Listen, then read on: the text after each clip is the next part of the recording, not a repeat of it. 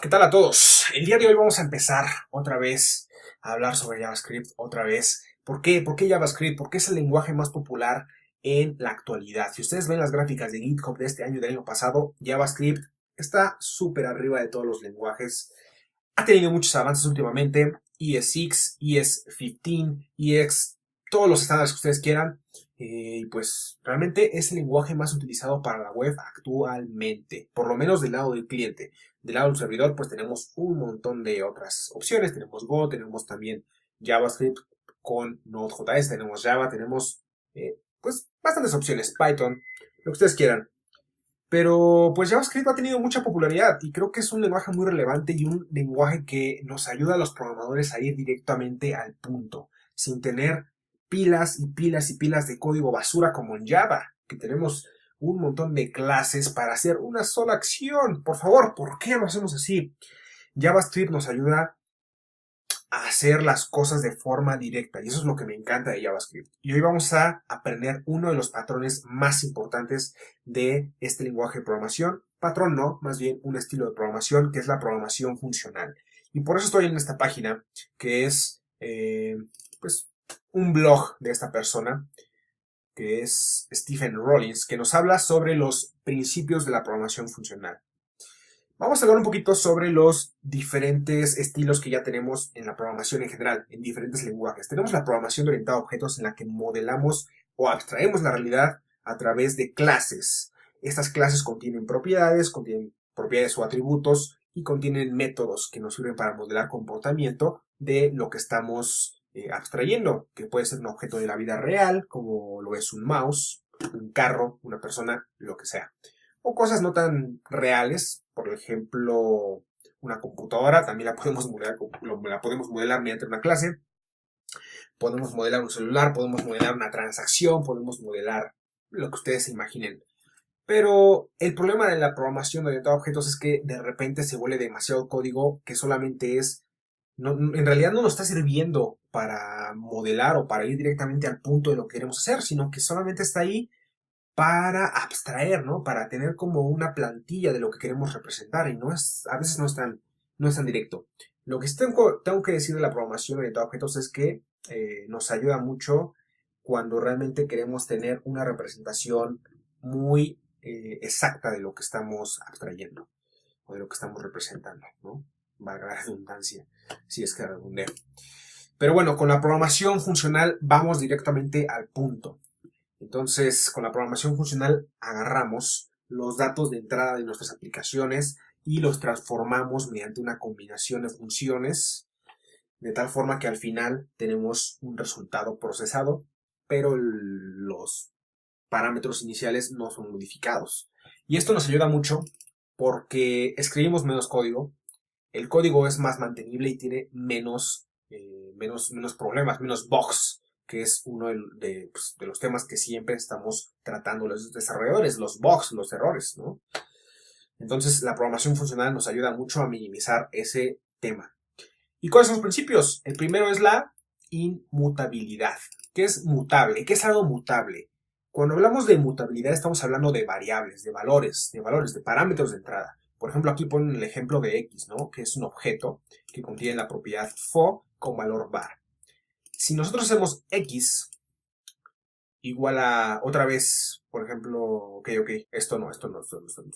Aquí, por ejemplo, aquí estamos mutando, aquí estamos en una mutación. Tenemos X y posteriormente hacemos X.foo, accedemos a su propiedad foo y le asignamos un valor completamente diferente al inicial. Y estamos mutando este objeto. En la programación funcional tratamos de evitar a toda costa hacer este tipo de mutaciones arbitrarias a los objetos. En su lugar lo que hacemos es crear un nuevo objeto y a ese sí asignarle una propiedad con un valor diferente, o más bien la misma propiedad pero con un valor ya diferente. Entonces vamos construyendo nuevos objetos. Eso sí, el requerimiento de memoria pues puede incrementar, pero si lo hacemos bien pues no hay ningún problema. Pues sí, vamos copiando valores y transformándolos hasta el final tener un resultado final. Y tenemos también el concepto de funciones puras. Y estas funciones puras tienen mucho que ver con las funciones en matemáticas. Por ejemplo, el seno. El seno recibe un número real y te regresa como resultado un valor totalmente diferente, pero el resultado inicial no se modificó. Y lo importante sobre las funciones puras es que no modifican el estado de nuestra aplicación. ¿A qué me refiero con estado? Pues con estado me refiero a todos los valores que vamos almacenando. Esos valores no se deben modificar a través de funciones puras, porque eso haría que ya no sean funciones puras, en efecto. Y el último principio del que hablan aquí es recursión, pero eso tiene que ver más con ya temas de algoritmos que no vamos a tocar en este video. Y bueno, antes de continuar quisiera expresar que esta serie de videos va a estar muy inspirada en el canal de YouTube Fun Function. Es un canal en inglés y está súper bueno porque el tipo que explica en esos videos los conceptos lo hace de una forma espectacular. Te explica el cómo, el por qué y pues sí, el cómo y el por qué creo que es lo más importante. El cómo, el por qué y para qué. El por qué y el para qué creo que es lo mismo. ¿Qué, cómo y por qué? ¿No? Así dejémoslo. Entonces, ¿qué es? ¿Cómo se hace? ¿Y para qué lo estamos haciendo? Eso lo explica y eso muy pocos videos se lo van a explicar. Entonces, por eso creo que tienen que checar ese canal. Y ciertamente también mis videos van a estar inspirados en sus videos porque creo que es bueno explicar esos temitas. ¿Qué, cómo y para qué? Si no, pues no tiene sentido. Y ahora sí, vamos a el cómo. Ya explicamos un poquito el qué. Pues el qué es todo esto, ¿no? Que son pues funciones, procedimientos que toman valores de entrada, pero no modificamos nunca esos valores, sino que simplemente hacemos transformaciones, generamos nuevos objetos para obtener un resultado final.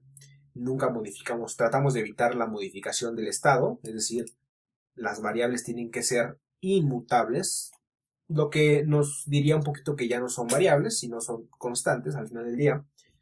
Y bueno, esos son los principios, es el qué. Ahora sí vamos al cómo.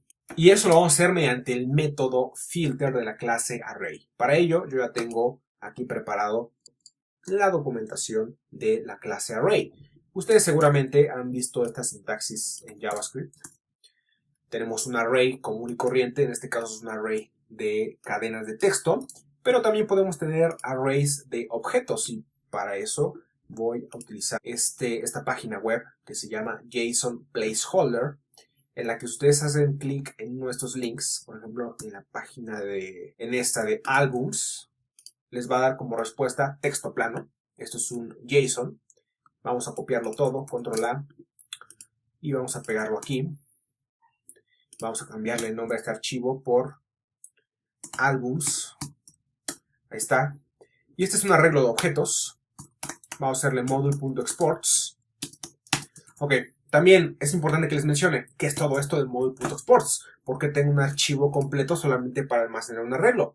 Pues porque está súper grande el arreglo y son 500 líneas de código de puro arreglo. Entonces por eso lo tengo en un archivo separado al archivo principal que voy a estar trabajando. Y este module.exports pues es el sistema de módulos que tiene Node.js.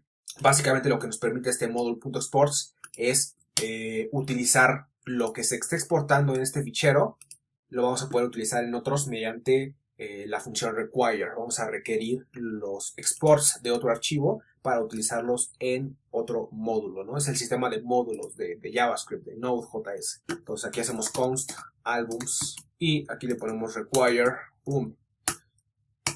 En la misma carpeta, punto diagonal significa que en la misma carpeta quiero que me busques el archivo albums y listo, ahí está. Y aquí en este albums pues ya tenemos este arreglo de objetos. Bueno, y después de toda esta teoría, ahora sí vamos al cómo, es decir, cómo vamos a hacer que esto realmente sea útil y utilizarlo como una herramienta en JavaScript. Pues eso se hace a través de las funciones de alto orden o higher order functions, higher order functions, funciones de alto nivel o de alto orden, que son funciones que ya sea que reciben funciones como argumento o que retornan funciones. Esa es una función de alto nivel o de alto orden, ¿no? Entonces, la función, por ejemplo, la función filter del objeto array, de la clase array, si nos vamos a la documentación, filter, lo que hace es que genera un nuevo arreglo y aquí es donde tenemos ya cumplida el primer requerimiento de la programación funcional y es la inmutabilidad. No vamos a modificar los argumentos, vamos a generar un nuevo arreglo, no vamos a modificar nada, vamos a generar algo nuevo. Entonces esto es importante. Crea un nuevo arreglo con cada elemento pues sí, del arreglo que pasa cierta prueba, cierto test. Algo importante decir aquí también, y que quiero que lo recuerden muy bien, es que las funciones en JavaScript son valores, son objetos, de tal forma que podemos hacer const myFunction igual a function, así, console.log, hola. ¿Y qué podemos hacer con esto? Pues si decimos que una función es un objeto, pues directamente podemos llamar a la función y esto va a funcionar. ¿Ya vieron? Hola. La función yo la almacené en este objeto y al final la llamé. Es algo importante recordar de las funciones. ¿Y esto qué es lo que nos permite? Pues que podamos utilizar estas funciones como argumentos de otras funciones y se cumpla lo de higher order functions, que son funciones que toman a otras funciones como argumento o que retornan otras funciones. ¿Por qué? Porque al final de cuentas estas funciones son objetos, entonces podemos estarlas manipulando y pasándolas de un lugar a otro dentro de la memoria, ¿no? De la aplicación. Ok, ahora, la primera función de la programación funcional que tenemos que aprender es la función filter. Analicemos un poquito este arreglo que tenemos aquí. Cada elemento es un objeto que tiene la propiedad UserID, ID, title. El ID es el ID del álbum. Si se fijan, es único. Cada uno de estos IDs son diferentes. Aquí son 100, entonces tiene que ser, el último ID tiene que ser 100. Lo que sí se puede repetir es el UserID. Entonces, ¿qué pasa si queremos tener los álbumes que tengan UserID e igual a 1? Pues existen dos formas de hacerlo. Podemos generar primero otro arreglo. La forma no funcional de hacerlo, podríamos decir que sí es funcional porque cumple con los principios que ya les dije, pero tenemos otros shortcuts, que otras funciones de alto nivel que nos permiten hacer esto de una forma más adelante, pero espérense un poquito. Entonces, albums user 1 igual a un arreglo vacío for let i igual a 0 y menor a albums punto length punto coma más i, y ahora hacemos una condicional. A esto podríamos llamarle programación imperativa de alguna forma. Albums de punto userid es igual a 1. Entonces hacemos albums user 1 punto push albums user 1, y ahora si imprimimos albums user 1 console.log, vamos a ver qué pasa cuando ejecutamos esto. ¡Pum!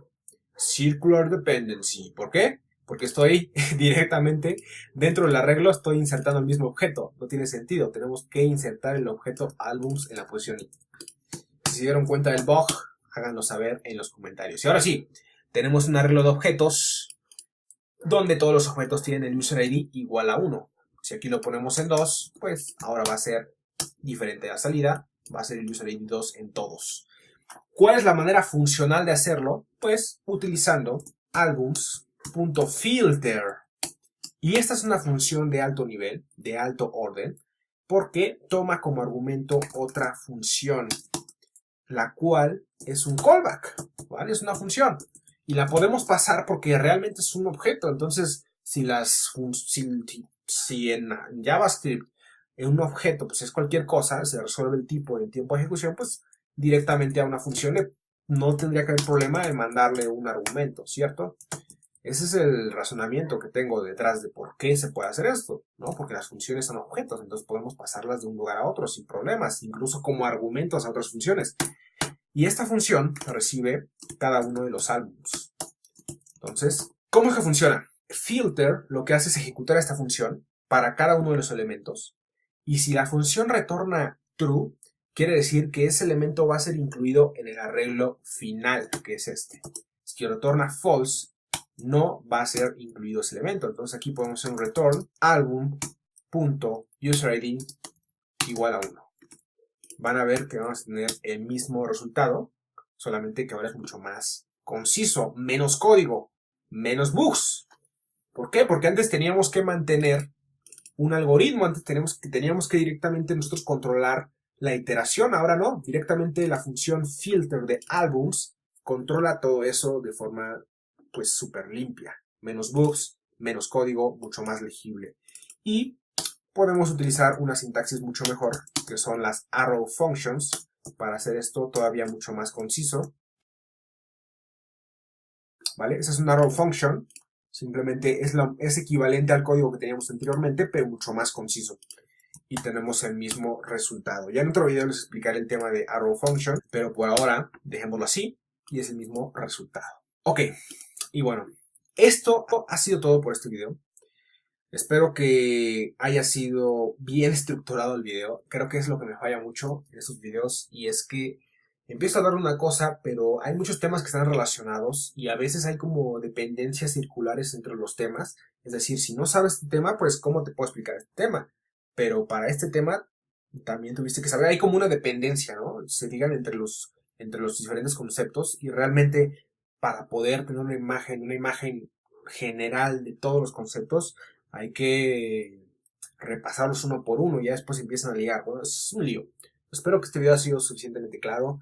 Vimos un poquito los conceptos, los principios, creo que son importantes, son los más importantes: immutability, for functions, recursivity, creo que ese no es recursion, creo que ese no es recursivity. ¿De qué estoy hablando? Recursion, este no es la recursividad, no creo que sea tan importante cuando hablamos de la programación funcional, por lo menos no en JavaScript. Algorítmicamente la recursividad es súper importante, pero no súper importante para el estilo de programación funcional. Y bueno, les recomiendo que chequen el canal de Function, que chequen esta página de JSON Placeholder, porque les va a ayudar mucho a aprender.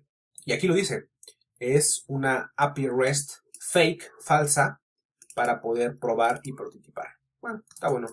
200 millones de peticiones por mes, imagínense, por mes, ¿de qué estás hablando? 200 millones de peticiones por mes. Y ahora sí, nos vemos en el siguiente video. Chequen esos recursos que les dije: Function, YouTube Channel, JSON Placeholder y Functional Programming Principles Every Imperative Programmer Should Use. Se los recomiendo. Y hasta la próxima.